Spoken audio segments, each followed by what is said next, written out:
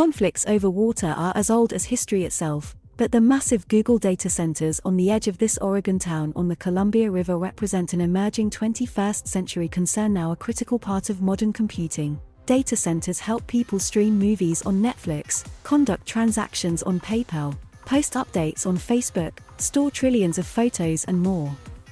But a single facility can also churn through millions of gallons of water per day to keep hot-running equipment cool. Google wants to build at least 2 more data centers in the Dalles, worrying some residents who fear there eventually won't be enough water for everyone, including for area farms and fruit orchards, which are by far the biggest users across the United States. There has been some mild pushback as tech companies build and expand data centers, conflicts likely to grow as water becomes a more precious resource amid the threat of climate change and as the demand for cloud computing grows. Some tech giants have been using cutting-edge research and development to find less impactful cooling methods, but there are those who say the companies can still do more to be environmentally sustainable. The concerns are understandable in the Dalles, the seat of Wasco County, which is suffering extreme and exceptional drought, according to the U.S. Drought Monitor. The region last summer endured its hottest days on record, reaching 118 degrees Fahrenheit in the Dalles. The Dalles is adjacent to the mighty Columbia River, but the new data centers wouldn't be able to use that water and instead would have to take water from rivers and groundwater that has gone through the city's water treatment plant. However, the snowpack in the nearby Cascade Range that feeds the aquifers varies wildly year to year and glaciers are melting. Most aquifers in north-central Oregon are declining, according to the U.S. Geological Survey Groundwater Resources Program. Adding to the unease, the 15000 town residents don't know how much water the proposed data centers will use, because Google calls it a trade secret. Even the town councillors, who are scheduled to vote on the proposal on November 8th, had to wait until this week to find out.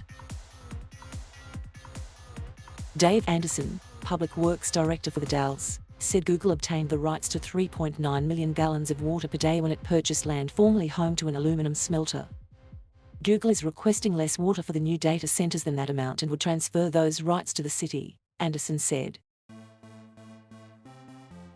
The city comes out ahead, he said. For its part, Google said it's committed to the long-term health of the county's economy and natural resources. We're excited that we're continuing conversations with local officials on an agreement that allows us to keep growing while also supporting the community, Google said, adding that the expansion proposal includes a potential aquifer program to store water and increase supply during drier periods. The US hosts 30% of the world's data centers, more than any other country. Some data centers are trying to become more efficient in water consumption, for example by recycling the same water several times through a center before discharging it. Google even uses treated sewage water, instead of using drinking water as many data centers do, to cool its facility in Douglas County, Georgia. Facebook's first data center took advantage of the cold high desert air in Prineville, Oregon, to chill its servers, and went a step further when it built a center in Luleå, Sweden, near the Arctic Circle. Microsoft even placed a small data center, enclosed in what looks like a giant cigar, on the seafloor off Scotland. After retrieving the barnacle-encrusted container last year after 2 years, company employees saw improvement in overall reliability because the servers weren't subjected to temperature fluctuations and corrosion from oxygen and humidity. Team leader Ben Cutler said the experiment shows data centers can be kept cool without tapping fresh water resources. A study published in May by researchers at Virginia Tech and Lawrence Berkeley National Laboratories showed 1/5 of data centers rely on water from moderately to highly stressed watersheds. Tech companies typically consider tax breaks and availability of cheap electricity and land when placing data centers, said study co-author Landon Marston, assistant professor of civil and environmental engineering at Virginia Tech. They need to consider water impacts more seriously and put the facilities in regions where they can be better sustained, both for the good of the environment and their own bottom line. Marston said it's also a risk and resilience issue that data centers and their operators need to face, because the drought that we're seeing in the West is expected to get worse, Marston said. About an hour's drive east of the Dalles, Amazon is giving back some of the water its massive data centers use. Amazon's sprawling campuses, spread between Boardman and Umatilla, Oregon, butt up against farmland, a cheese factory and neighborhoods. Like many data centers, they use water primarily in summer, with the servers being air-cooled the rest of the year. About 2/3 of the water Amazon uses evaporates. The rest is treated and sent to irrigation canals that feed crops in pastures. Umatilla City Manager Dave Stockdale appreciates that farms and ranchers are getting that water, since the main issue the city had as Amazon's facilities grew was that the city water treatment plant couldn't have handled the data center's discharge.